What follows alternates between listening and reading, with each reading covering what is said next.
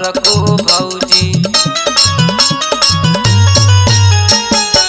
चढ़ल फागुनमा जब से करेलू गड़बड़ काम, आए हाय करेलू गड़बड़ काम ये समर को भौजी। होली में बैगन के बढ़ल दाम ये समर को भौजी।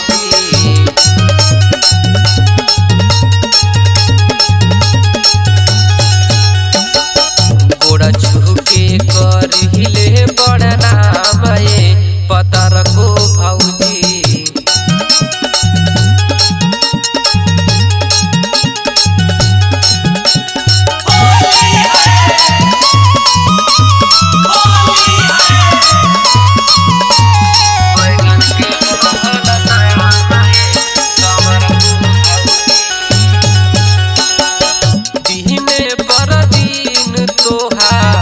बढ़ता हाई चढ़ल फागुन जब से डोली के बढ़ल साई।